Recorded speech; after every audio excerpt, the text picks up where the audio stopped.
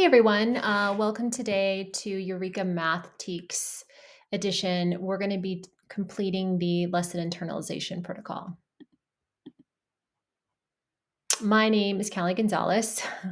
You can't see me, but a lot of you know me through seeing me in your classrooms or you've seen me next to your school leadership team. Um, I live in Colorado, but I support Bloom and a lot of other districts in Texas.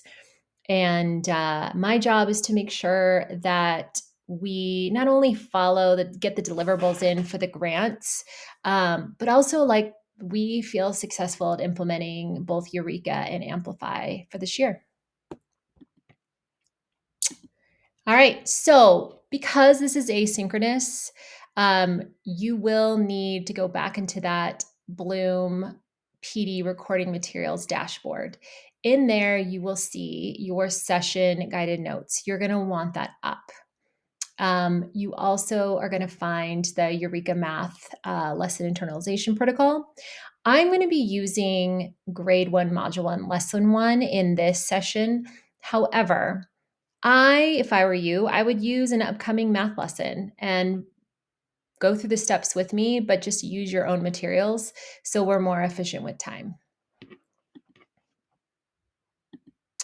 Now, here are the outcomes, but I also want to remind you that at the end of this session, you're going to be asked to take an exit ticket. The exit ticket is really a quiz. And the quizzes that TEA designs sometimes are very detailed. And so even though this is asynchronous, you will need to you have to internalize a lot of the materials that's covered on this deck. And so really make sure that you're leaning into this video and the content, just because one, you're going to be using this protocol weekly, and two, it's best for kids, and three, you're going to be quizzed on it. So, like I said, quickly skim our outcomes for today. Okay, so lesson internalization protocol. Again, some of you are sitting here and like, my typical routine is this protocol. And that is wonderful. And maybe this is a moment for you to take the opportunity to reflect about what are some steps that knowing my students, what are some steps that maybe I'm skipping or I need to dig into a little bit better, a little more, so that I'm more effective with a specific subgroup of your kids. Some of you are brand new to this and you're like, what? My typical lesson planning routine is I create a bunch of stuff, and that's okay too. So, speaking of creating a bunch of stuff, really what we're asking everyone to do is a big shift from planning to internalization. And so, some of you are sitting here and you love creating lessons and you love creating materials on your own or finding things. But really, I want you to think about this metaphor. If you were a pilot, we would be asking the pilot to not fly and engineer the plane at the same time. We just need our pilot to fly really well so that we can get to the location safely. And that's the same for you all. We need to ensure that you're not spending time creating materials. You're actually internalizing to the level that's necessary, using your instructional skills and pedagogy so that all your students are successful. All right, so in your handout, we're going to take 3 minutes and you're going to pause this video, and I want you to look through the protocol. You can skim through it. If you want to print all these materials off, I am going to be referring to annotation. And so make sure that however you want to internalize this session, go ahead and pause this video and do what you need to do. Right now, pause this video and take 3 minutes to skim the protocol, specifically maybe the steps that are unfamiliar to you, just the protocol, not the lesson. All right, great job internalizing the protocol, all of the steps. Again, you will be quizzed on these specific steps as we go through.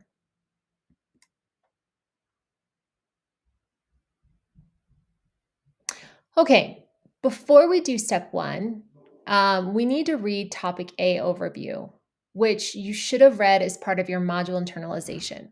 So if you are on a specific lesson and you are using this time to go through the protocol with your own upcoming lesson, I actually want you to go through and find the upcoming lesson and what topic is that. Once you've identified the topic, I need you to read it. It helps you understand the sequential order and the intentionality of the skill, the math teaks that how they are designed.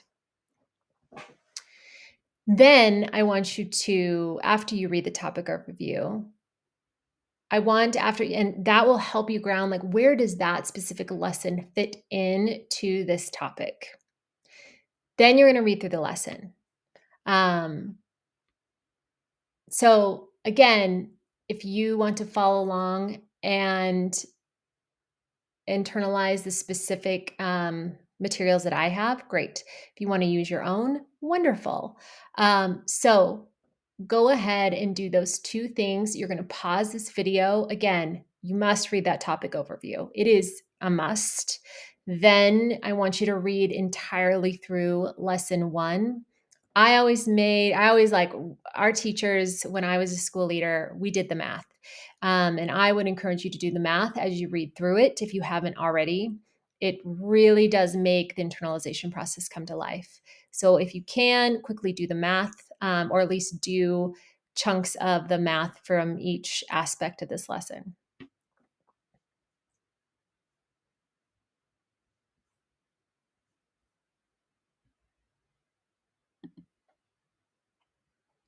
Okay.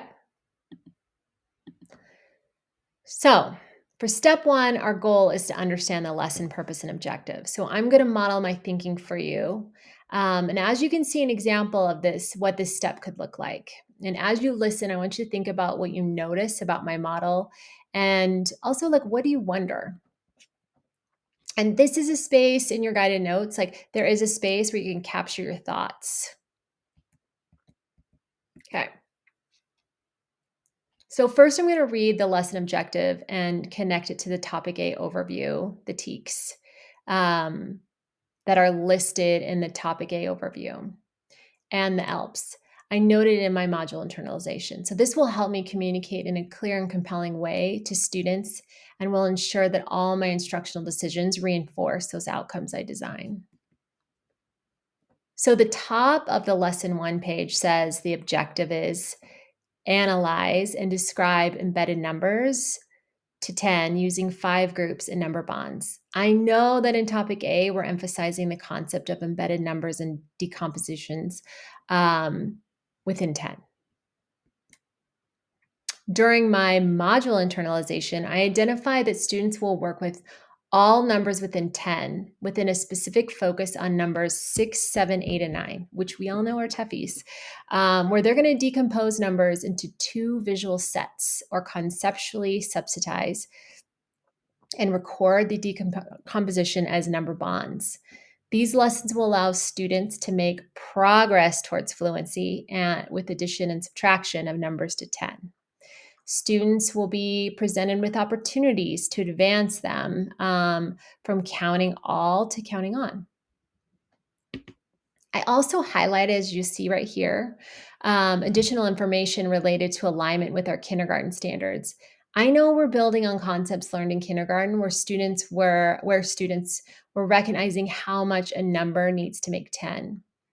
The way we build on kinder knowledge is by using the 5-group configuration so students can visually see and subsitize and begin to count on instead of counting all in lesson one.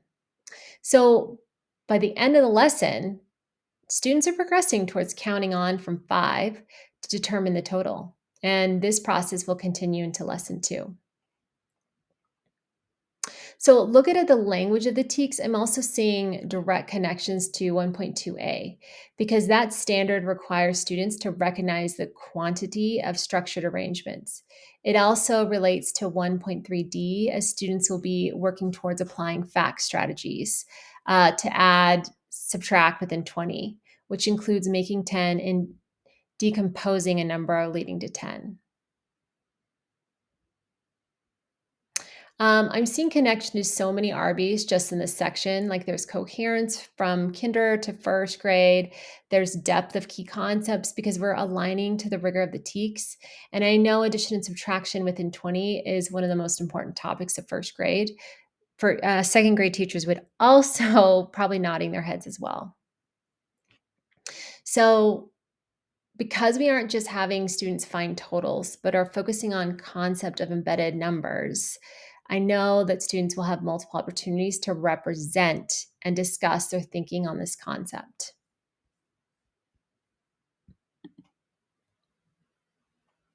So step one is to understand the lesson purpose and objective and to gather more information on the lesson purpose. I'm going to complete the problem set and exit ticket as if I were a student, and this is going to help me better understand like we just talked about. And so before we jump into the exit ticket for the step, please note that kinder lessons do not contain an exit ticket until module 5 when working through these steps. And so the exit ticket here is found on page 33 of the teacher edition. And across the top, it says lesson 1 exit ticket. And so I know I'm in the right place. And if I'm not sure where to start in terms of making sure my exit ticket matches the strategies and models in the lesson, there are 2 initial places I can look. In the student debrief section of the lesson, which is found on page 28 for lesson 1, there's an example of student work from the problem set. And so I can see what it looks like for a student to have completed these problems. Then if I flip back a few more pages within the concept development, which is part of the lesson where the teacher's modeling new content, there are a few images that show the strategies. So on the slide, you can see one of them. It's a sample of what the teacher's whiteboard might look like.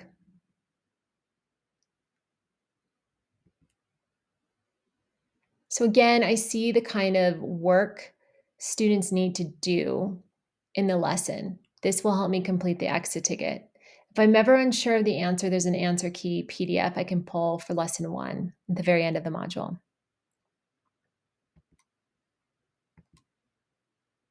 So here's what it looks like when the exit ticket is complete. And I've represented the identification of the 5 group of circling the items and then completed each number bond to represent the given picture. In the addition to this exit ticket, I've also completed the problem set to complete step 1. All right, so I want you to just pause here. I want you to ensure that however you completed the exit ticket for your upcoming lesson, that you used the conceptual part within your answer and what that is intentionally going to be stamped for students. You cannot just do the procedural, you have to address all sides. So we ensure that we're matching what the rigor of the standard is asking. All right. So using all this information, I'm going to write a list of knowledge and skills that students going to need in this lesson. So take a second and look at what I wrote. So for the knowledge list, I'm looking not for the things students will do with their hands. Those are the skills, but for the ideas they need to have in their head. So knowledge is usually vocabulary definitions, new pieces of information or facts, the key takeaways of the lesson. What do they need to know?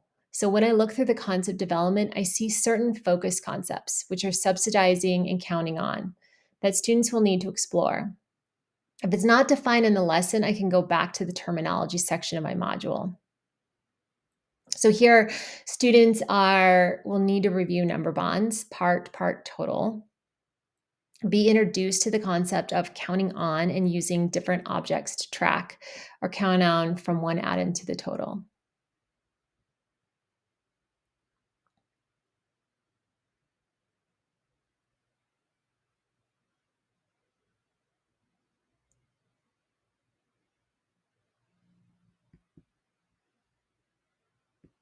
All right. Step 2 of internalizing is understanding how the lesson is sequenced and paced.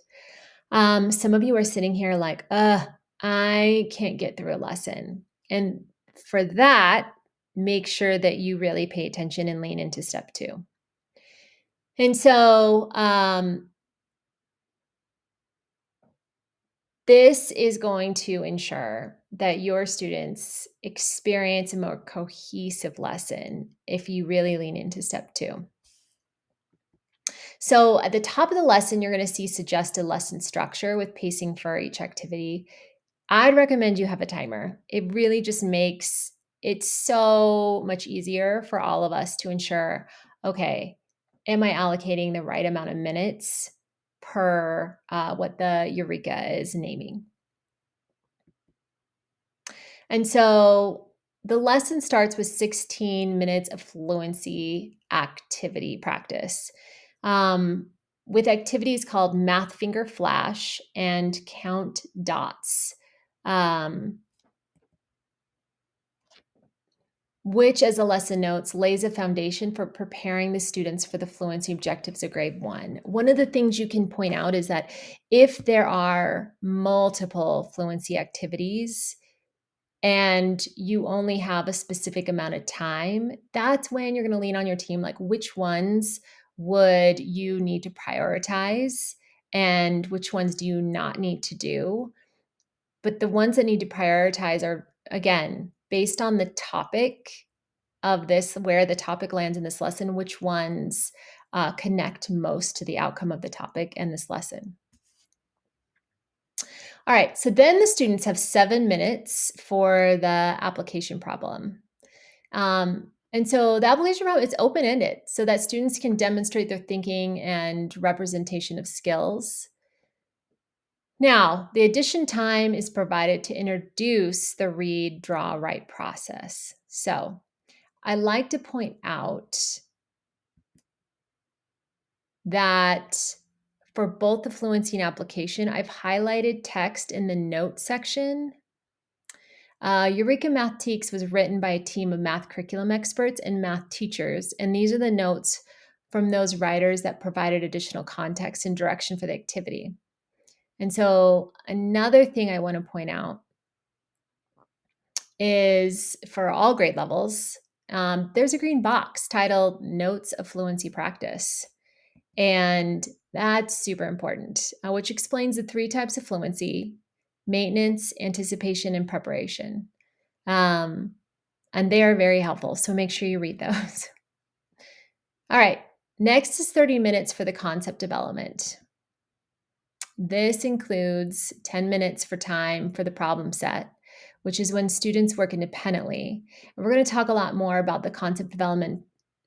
But for now, in terms of pacing, I know we're going to deliver new content for 20 minutes, and then 10 minutes I won't be teaching. And students will be working on their assigned problem set independently. And then finally, there are 7 minutes at the end to debrief, and the debrief includes 3 minutes for the exit ticket. So that means I have 4 minutes to lead the students through a discussion for them to reflect on and articulate what they learned. So when I know the pacing of the activities within the lesson, I can ensure I maximize the time that students are learning and learning the most important content. All right, so step 3 is all about prepping to teach each part of the lesson. And so you're going to do a piece of that step now, focusing on the 2 bullets. Um, we know that the objective of the lesson is analyze and describe embed numbers to 10 using 5 groups and number bonds. There are 4 components of the lesson, just like we examined in the last step: fluency, application problem, concept development, and student debrief. So right now, you're just going to pick one of these components and answer 2 questions. How does this lesson component support the objective? Um, and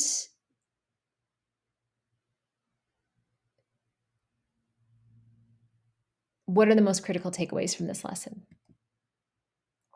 So go ahead and uh, pause this video and identify to those 2 questions.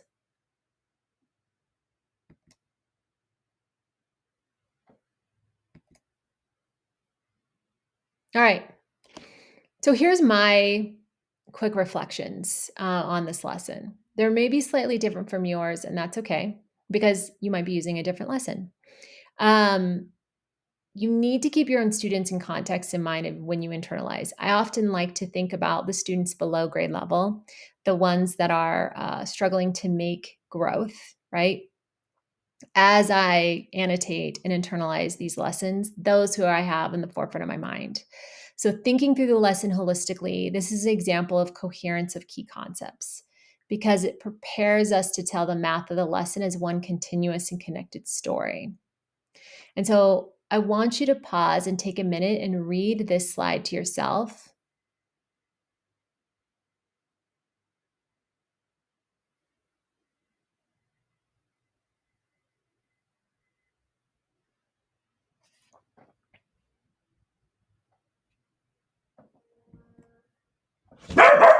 All right.